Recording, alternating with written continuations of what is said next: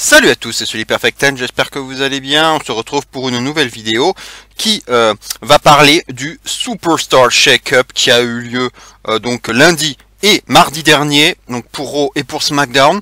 Donc le principe il est simple, on va passer en revue justement ces principaux changements, ces principaux transferts d'une brand à l'autre qui ont eu lieu cette semaine et on va les commenter un par un. Donc j'ai récupéré deux visuels qui résume un peu donc tous ces changements pour les deux brands, et je vais faire un commentaire plus ou moins long, hein, ça dépendra des lutteurs ou des lutteuses concernés. On va commencer tout de suite sans plus attendre par Monday Night Raw. Voici donc sur ce visuel, on va commencer donc par EC3. Pas trop de surprise, de toute façon on voyait essentiellement EC3 à Raw, donc c'est pas une surprise. Maintenant on a l'impression que c'est déjà un flop, quoi. Puisqu'on ne lui a rien donné, il a jobé et il s'est même fait ridiculiser par Braun Strowman, hein, détruire véritablement sur une table. Après on savait que Samoa Joe était malade lundi, donc j'ai l'impression que Vince il a dit Joe est malade, tiens ici il a vu que t'as rien à faire, tu veux bien remplacer Joe là pour que Braun puisse passer ses nerfs sur toi, hein, d'accord, et puis voilà, il l'a détruit, quoi. Donc voilà à quoi sert ici Free, donc rien, quoi. Donc un jobber, une poupée de chiffon, et qui n'a absolument aucun programme, aucune feud, absolument rien. Donc voilà, un peu osef ce transfert, ou du moins ce non-transfert, puisque finalement on savait un peu déjà qu'il était à Raw. Deuxièmement, Lacey Evans, qui n'est pas une surprise puisqu'elle est en train de feuder avec Becky Lynch. Becky Lynch qui est un peu plus du côté de Raw actuellement, justement à cause de Lacey Evans, hein, puisqu'elles se sont bagarrées ces deux dernières semaines. Là, elle a affronté Natalya pour désigner la challengeuse numéro 1, voilà. Lacey Evans a battu Natalya, donc voilà, on va avoir un match entre Becky Lynch et Lacey Evans, probablement au Money in the Bank. C'est une progression et un push assez soudain et venu un peu de nulle part. Donc Lacey Evans, là on lui fait confiance, hein. Pourtant c'est une rookie, hein, qui n'a pas encore prouvé grand chose. Elle m'a même plutôt inquiété, on va dire, hein, avec ses premières apparitions, sa première apparition au Royal Rumble où elle avait botché notamment deux moves face à Natalya, justement, hein, qu'on a retrouvé donc à Raw lundi dernier. Donc il y a son moonsault. Alors son moonsault il est beau, hein. En tout cas dans les airs il est beau, mais la réception, je sais pas si c'était fait exprès ou pas, mais en tout cas il est retombé sur les genoux au lieu de retomber à plat, hein, sur le ventre. Donc je sais pas, c'est un peu, je sais pas si c'était fait exprès ou si c'est vraiment son vrai move. J'ai trouvé pas très beau sur la réception, donc à voir.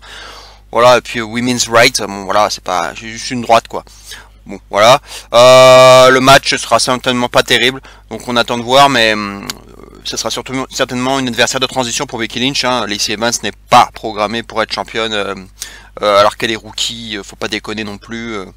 Elle a encore besoin de montrer des choses, hein. Elle a beaucoup à prouver, encore une fois. Donc voilà, mais je suis pas ok, elle a une gimmick, elle a une tenue spéciale, elle est particulière, voilà, elle peut attirer, mais faut voir. Moi je suis pas emballé quoi, on va dire. Aleister Black Ricochet, c'est la bonne, la mauvaise nouvelle, on va dire, puisqu'ils sont toujours ensemble malheureusement. Moi je les voulais séparer.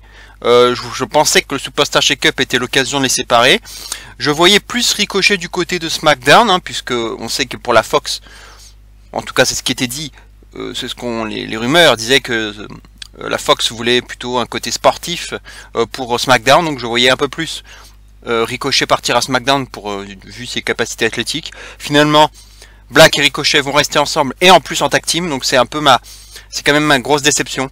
C'est pas un problème d'équipe, hein, l'équipe fonctionne bien, mais c'est surtout que ce sont deux individualités marquées, fortes, deux lutteurs qui peuvent très bien fonctionner en solo, et c'est un gros gâchis pour moi. C'est un gros gâchis. Donc ils vont vous remplir la case du roster tag team. Ok, ça sera toujours mieux que le roster tag team qu'on avait un peu ces derniers mois à Raw, mais c'est quand même un gâchis, un gros gâchis, et les deux pouvaient faire des choses exceptionnelles en solo. Alors ça va forcément arriver un jour, mais je voulais que ça se fasse tout de suite, quoi. Donc je suis un peu déçu d'avoir les deux ensemble. Voilà, l'équipe suivante, voilà, on en a beaucoup parlé déjà. Ivar, Eric. Ivar, Eric. Donc Eric le Rouge, hein, c'est un peu la référence. Eric le Rouge.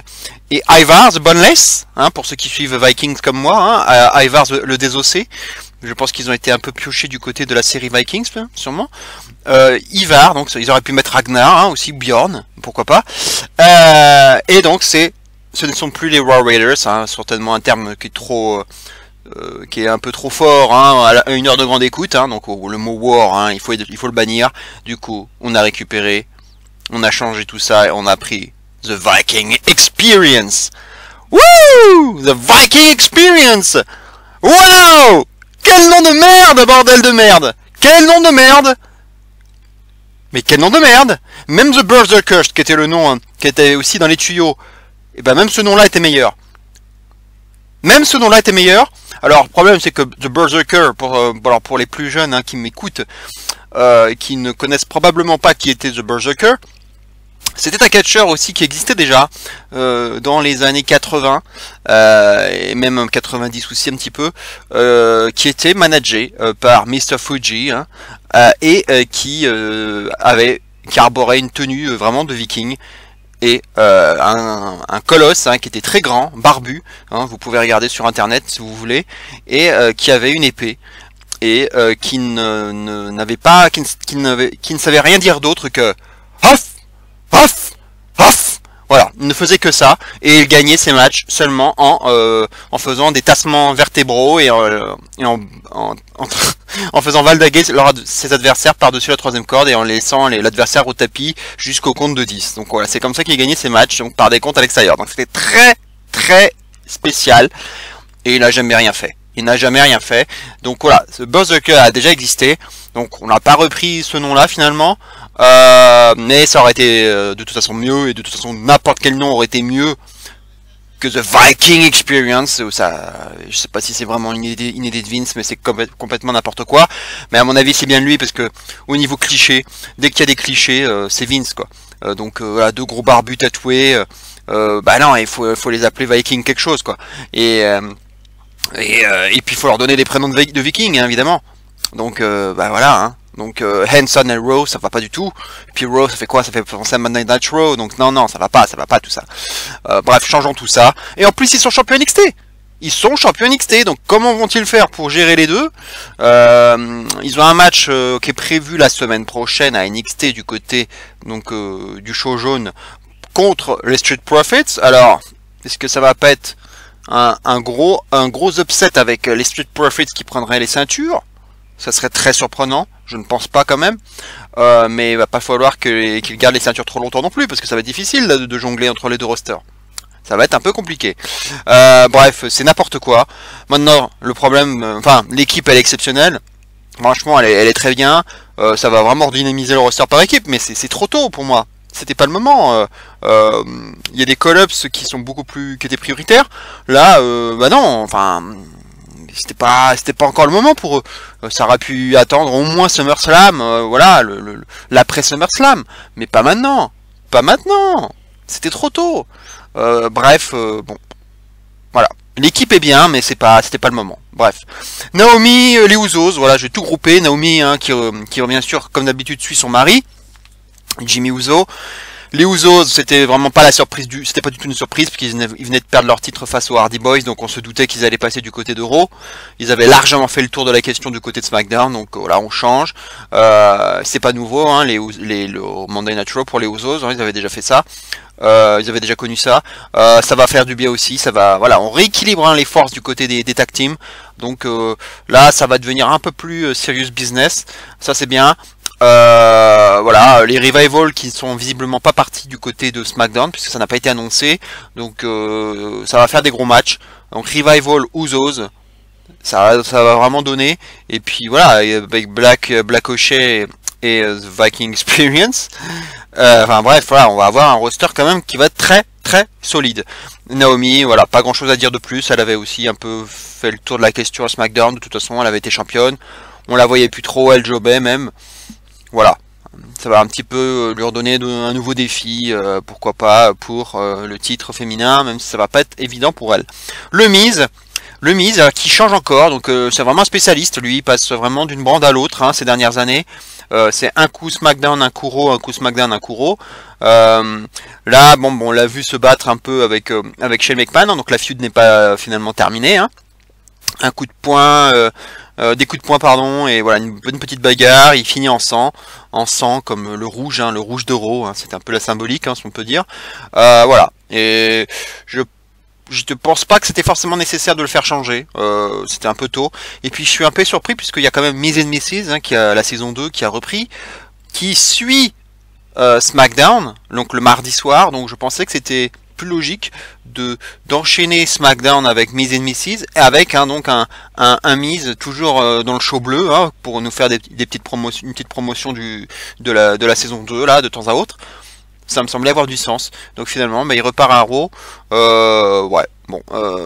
Mais voilà, j'espère qu'il va avoir quelque chose, voilà, un peu nouveau. Bon, Shane, j'espère que ça va bientôt se terminer, mais voilà, et qu'il puisse feuder, avoir des bonnes feuds, là, avec un peu, je sais pas, par exemple avec Andrade là qu'on va évoquer juste après. D'autres hommes, mais ça peut être intéressant, mais je l'aurais pas forcément non plus mis à Raw maintenant, quoi. C'était pas forcément une priorité. Rey Mysterio, donc là la caution expérimentale, expérience, voilà, pas grand chose à dire de spécial. Bon, il venait d'arriver à SmackDown après son grand retour, donc bon, c'était pas non plus indispensable. Maintenant, mettre en valeur les jeunes, j'espère. Un EC3 par exemple, s'ils veulent vraiment un jour le lancer. Peut-être Black et Ricochet s'ils se décident aussi enfin à les séparer. Voilà. Et puis Andrade avec Zelina Vega bien sûr. Ça c'est une très très bonne acquisition pour SmackDown Live, pour Raw pardon. Voilà, ça va vraiment donner. Ça va vraiment relever le niveau des matchs mid-card. Voilà, donc là, un Miz Andrade, ça peut être pas mal comme feud. Et puis bien sûr, Rey Mysterio Andrade, qu'on connaît, on connaît bien sûr la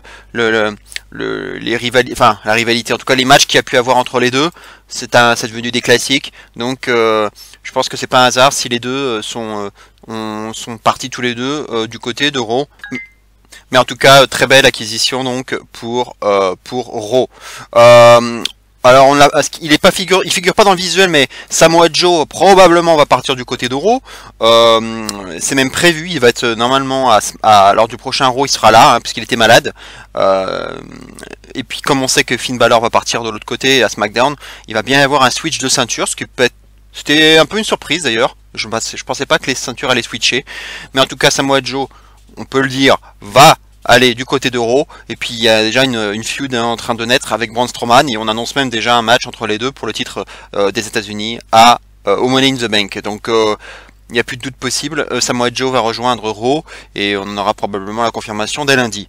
Nikki Cross, qui n'a pas été annoncée non plus, est déjà annoncée dans les live events de Raw.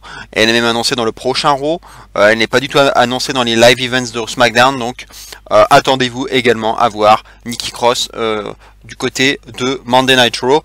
Et enfin, pour finir avec Raw, il y a quelques éléments sur des noms non évoqués. Ronda Rousey n'a pas été citée, donc elle va rester à Raw. Enfin voilà, elle est absente, elle est blessée pour un certain temps, mais en tout cas elle ne change pas de brand, même malgré ce côté un peu MMA et stress sport qui aurait pu convenir aussi à la Fox.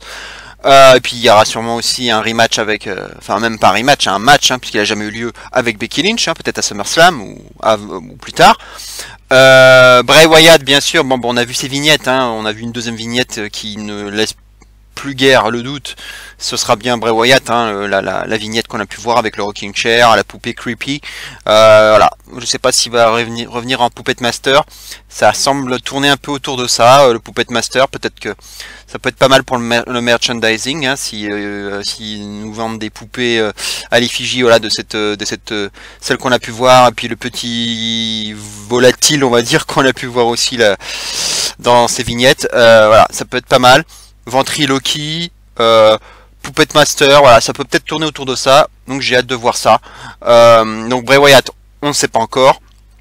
Brock Lesnar, pas annoncé non plus, c'est pas une surprise, mais il va plutôt partir. Enfin, si il est toujours là, enfin, il va pas se retourner du côté du MMA, mais en tout cas il est toujours à la WWE, donc je pense qu'il va rester du côté de Raw. En tout cas, ils n'ont pas annoncé de départ. Voilà, en gros ce qu'on pouvait dire du côté de Raw. On va passer maintenant à SmackDown. Donc comme vous pouvez le voir, donc Apollo Crews, donc c'est un peu le côté un peu Osef. Un peu une manière de le relancer aussi, parce qu'il n'y a pas eu grand chose, hein, pour Apollo Crews depuis qu'il est là, dans le main roster. Je pense qu'il est parti trop tôt, hein, d'ailleurs. C'était vraiment trop tôt son arrivée dans le main roster. C'est un peu comme The Viking Experience. Donc j'espère que ce sera l'occasion de le relancer et puis de vraiment lui faire franchir un palier avec des feuds intéressantes. Donc parce qu'il est quand même talentueux, Apollo Crews. Donc j'attends de voir. Mickie James, un peu comme Rey Mysterio, c'est la caution expérimentale, la caution expérience, qui va un peu mettre en avant les jeunes. Donc ça peut être pas mal aussi pour Mickie James. Voilà, c'est bien d'avoir un mélange de jeunes et aussi de promesses, de pépites et d'avenir et d'expérience. Voilà, et c'est un peu ça, Mickie James, l'élément d'expérience. Heavy Machinery, Tucker et Otis, donc qui rejoignent aussi SmackDown, qui plaisent visiblement, en tout cas c'est ce qu'on dit, à Vince McMahon, notamment Otis. C'est vrai qu'il a une capacité de divertissement assez importante. Il fait rire, mais il est aussi capable de faire des choses sur le ring, hein, et d'être assez balèze et assez stiff, et assez bourrin. Donc voilà, ça peut être un bon mélange. Donc cette équipe peut être sympa. On n'est pas du niveau des équipes qu'on a vu à Raw là, mais ça peut apporter quelque chose. Ils ont, je pense, leur place et leur carte à jouer avec les Hardy Boys, hein, The Bar qui sont toujours là, Rusev et Nakamura aussi, hein, qui n'ont pas été non plus annoncés comme partants. Et les New Day, qu'il faut pas oublier non plus. Donc voilà, un peu les équipes. On peut dire qu'ils ont quand même bien rééquilibré ça, hein, parce que on peut le dire que le dernier shake-up était largement favorable à SmackDown, au niveau des tag teams. Raw avait été vraiment a été pillé. Et là, ils ont quand même bien rééquilibré les choses. C'est un peu mieux. C'est bien d'avoir séparé les New Day et les Usos, par exemple, et voilà, d'avoir du bon niveau in-ring du côté de Raw, ce qui manquait. Maintenant, bon, il manque peut-être une équipe vraiment une grosse équipe, notamment Viking Experience. Ça aurait peut-être été pas mal à SmackDown, ça aurait un peu rééquilibré davantage. Mais bon, globalement, c'est pas trop mal. On va voir ce que ça va donner. Chad Gable, c'est un peu la surprise. Alors, je vous l'avais dit dans ma dernière vidéo, hein, j'avais un peu gueulé parce que je ne comprenais pas pourquoi il n'avait pas splitté l'équipe avec Bobby Roode, mais pour qu'il tourne heel, pour que Bobby Roode tourne heel et qu'il ait son vrai run solo et qu'on retrouve le Bobby Roode de l'NXT. Donc, Bobby Roode n'a pas été annoncé partant, donc il doit être toujours à Raw. Maintenant, on va voir ce qu'ils vont en faire. Est-ce qu'ils vont vraiment changer un peu, le repackager ou le remettre comme avant? En tout cas, il est plutôt heel, hein, si on reste sur la logique de ces dernières semaines. Chad Gable, on va voir s'il va être heel ou face. En tout cas, en solo, il vaut quelque chose, on l'a pu le voir. Donc c'est bien. Moi, je suis content de le voir solo. Il a des bonnes capacités. Comme c'est un très bon lutteur aussi en équipe, il peut aussi, un jour ou l'autre, revenir associé à quelqu'un s'il y a besoin de créer une tag team, pour jouer les utilités. Voilà, avec Apollo Crews par exemple, s'il y a besoin de relancer Apollo Crews et que Apollo Crews n'arrive pas à percer en solo, ça peut être, une option sur la table. S'il faut monter une tag team et que ça se passe pas bien pour Apollo Crews ou que Chad Gable n'est pas utilisé encore à sa juste valeur. Voilà, ça peut servir à ça aussi. Liv Morgan, c'est un peu la surprise parce que du coup ça veut dire qu'on sépare la Riot Squad. J'ai vu une vidéo backstage de la Riot Squad avec Ruby Riot qui disait, autour de ses copines, qui disait que ça changeait rien et qu'elle continuerait d'envahir les rosters, en gros. Donc au contraire, elle continuerait à semer le chaos, non plus dans une seule brand, mais dans les deux brands. Donc finalement, ça ne fait qu'étendre leur pagaille, leur chaos. Donc ça a été dit comme ça. Donc la séparation de la Riot Squad n'est peut-être pas certaine, mais en tout cas, toujours est-il que Liv Morgan est toute seule. Est-ce que Vince a des plans pour elle? Bon, voilà, elle est pas moche, c'est sûr. Maintenant, in-ring, c'est encore un peu juste, un peu tendre. Est-ce que ça peut tendre à aller quelque part? On verra bien. Ça va être difficile. Justement, c'est à ça qu'une Mickie James, par exemple, peut servir, à mettre en valeur une Morgan, par exemple. Donc, il faudra voir. Et puis voir si compte quand même continuer à faire quelque chose avec la Riot Squad. Je pensais à Sarah Logan, qui est mariée à Raymond Rowe dans la vie. Viking aussi dans son style. Ça aurait peut-être du sens si on mettait Logan du côté de la Viking Experience, tant qu'à faire, ça serait logique. Mais s'ils le font, s'ils le faisaient, ça voudrait vraiment dire la fin de la Riot Squad, probablement. De toute façon, la Riot Squad, franchement, ça ne sert plus à rien. Enfin, c'est un peu la paillasson squad. Elles se font malmener à chaque fois, elles perdent tous leurs matchs, elles jobent comme des bâtards. Donc je crois qu'on touche un peu le fond et qu'on arrive au bout, malgré la promo qu'on a pu avoir backstage. Je crois que ça sent un peu le roussi pour la Riot Squad. Buddy Murphy, donc voilà, 205 Live est là. Et oui, d'ailleurs, j'ai oublié, on l'a pas vu dans le visuel précédent. Oui, il y a deux noms qui me reviennent là, qui n'ont pas été mentionnés. Eric Young de Sanity. Donc Sanity est splitté. C'est un gros gâchis, Sanity. Ça aurait dû même cartonner à SmackDown, et puis ça n'a jamais décollé, et ça n'a même pas commencé, on peut le dire. Donc c'est un gros gâchis. Alexander Wolf est parti du côté de NXT UK. Je ne peux pas vous spoiler, mais il y a eu des choses du côté de NXT UK avec Alexander Wolf. Killian Dane, c'est un peu la point d'interrogation. On ne sait pas ce qu'il va faire, Killian Dane. Nikki Cross, comme je vous le disais, elle est plutôt partie du côté de Raw. Et donc du coup, Eric Young qui est tout seul. Je pense qu'il va un peu jobber, il va un peu servir la soupe, peut-être à main event, faire des combats comme ça, Osef. Mais je vois pas trop de plans pour Eric Young. Peut-être une association avec Bobby Roode, pour un peu retrouver un petit goût de TNA, pourquoi pas, ou avec EC3, bref, tout est possible. Et Cedric Alexander, donc pour revenir à 205 Live, Cedric Alexander dont je ne vous avais pas parlé, qui n'était pas dans le visuel. Cedric Alexander rejoint Raw, ça c'est bien. Ça va pas être facile pour lui de percer, parce qu'il n'a pas non plus un charisme de fou, mais in-ring, bien sûr, il assure, mais ça peut aussi faire de très très bons matchs, je pense, encore une fois, à Andrade Alexander, qui ne rêve pas de voir ce match, ça peut donner quelque chose d'explosif, ça peut être vraiment très très bon.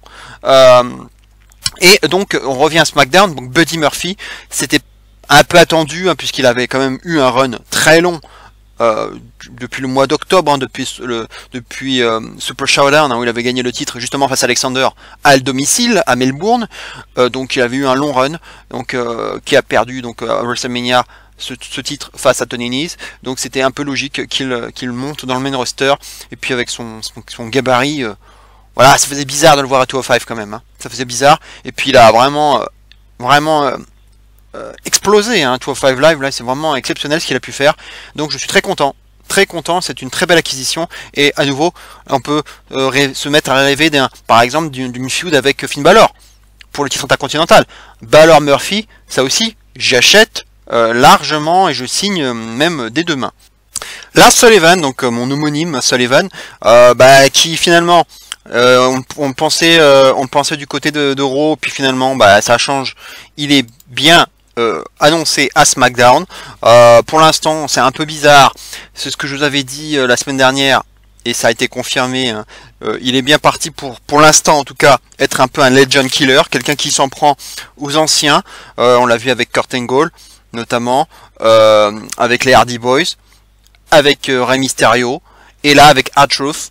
On a l'impression que la feud, sa première feud, ce serait peut-être contre R-Truth. Bon, on commence pas très haut, mais voilà, Bon, c'est peut-être pas plus mal de commencer bas, puisque plutôt que d'avoir un parcours à la Lacey Evans en quelque sorte, parce que si on avait directement genre un Lars Sullivan, Kofi Kingston, bon, ça aurait été un peu haut.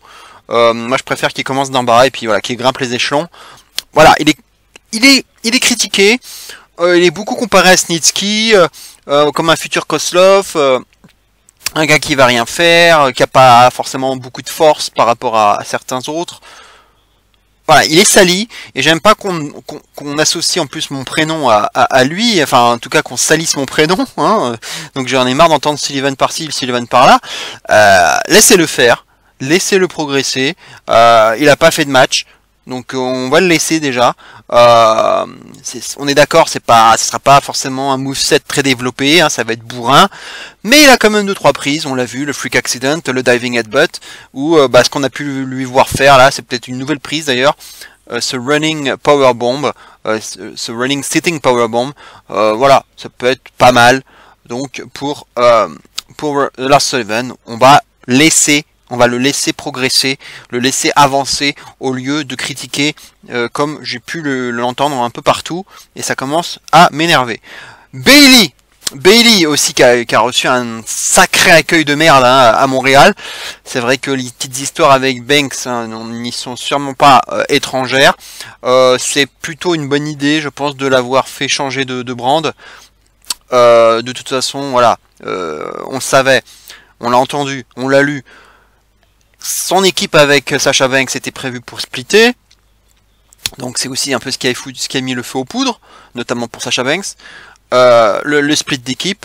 Et donc voilà, Bayley qui part pour un nouveau défi, probablement maintenant pour aller essayer de décrocher une ceinture. Et donc on la remet en solo. Voilà, va falloir se battre. Puisqu'il y a quand même d'autres filles qui sont arrivées, on va encore en parler après. Finn Balor, l'une des grosses acquisitions de SmackDown. Donc, du coup, il va y avoir donc une inversion des ceintures mid-card, et ce sera donc la ceinture intercontinentale qui revient finalement dans le giron du show bleu, et ça va être bien, ça va être très bien. Maintenant, voilà, il y a des feuds intéressantes qui peuvent avoir lieu, notamment Lars Sullivan, notamment Buddy Murphy, hein, si je pense au heel, et voilà, ça va être pas mal. Je trouve ça bien, une bonne idée. Et donc les démons, j'espère qu'on reverra le démon.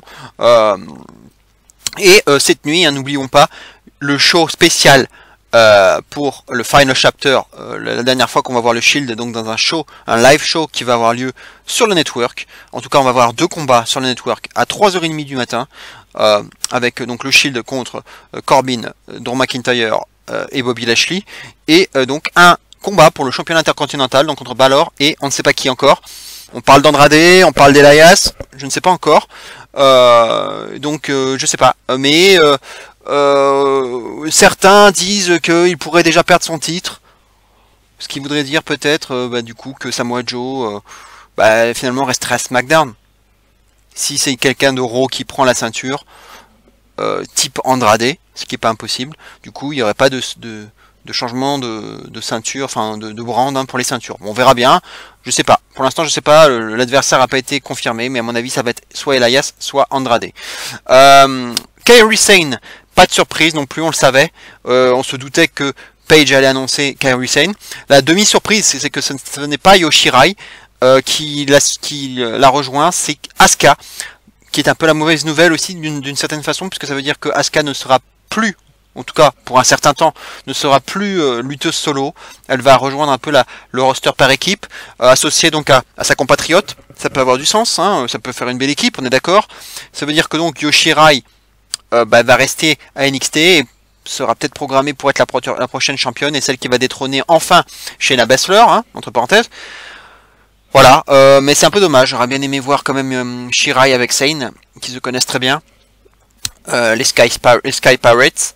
Voilà, bon, après pour Asuka, c'est peut-être une façon finalement de la relancer aussi, mais c'est quand même dommage parce que les deux, même les deux d'ailleurs, Sane et Asuka valaient vraiment quelque chose en solo.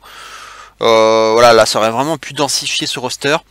féminin, mais du coup avec ces ceintures tag team, on est obligé d'en associer deux, donc c'est un peu dommage. Paige apparemment va être manageuse d'après ce qu'on peut comprendre. Elle va un peu, c'est un peu l'idée, je pense aussi, c'est que du coup vu qu'elle parle pas anglais les deux, voilà, ça va permettre d'avoir une manageuse qui parle anglais. C'est un peu l'idée qui est derrière tout ça aussi. Mais c'est vrai que on a l'impression que c'est un peu les deux qui sont programmés pour prendre les ceintures aux Iconics. Hein. Ça, on le sent fortement venir. Et enfin Ember Moon. Ember Moon aussi, c'est une très belle acquisition. Elle était blessée, elle est revenue dans la bataille royale de WrestleMania. Elle a sorti 2-3 Eclipse. Donc elle est bien, et elle n'a pas fait grand chose à Raw non plus. On lui a rien donné d'intéressant. Et elle a végété, donc là j'espère qu'aussi sa carrière va enfin décoller dans le main roster, et ça peut faire aussi de bons matchs en perspective, peut-être Liv Morgan contre Ember Moon, voilà, ça sera une petite fuite de transition, et Ember Moon probablement aussi contre Becky Lynch ou contre Charlotte, hein, Charlotte qu'il faut pas oublier qui est toujours du côté de SmackDown. Dans le visuel, il y a deux noms qui n'apparaissent pas non plus, c'est bien sûr Elias, qui avait été annoncé donc par Vince McMahon dans le segment final. Elias, donc qui change de brand, qui va aussi nous faire ses petits concerts. Il nous les a fait depuis un bon petit moment à Raw, donc pourquoi pas changer aussi du côté de SmackDown. Et c'était pas, puisqu'évidemment on nous annonçait la plus grosse acquisition de l'histoire de SmackDown Live.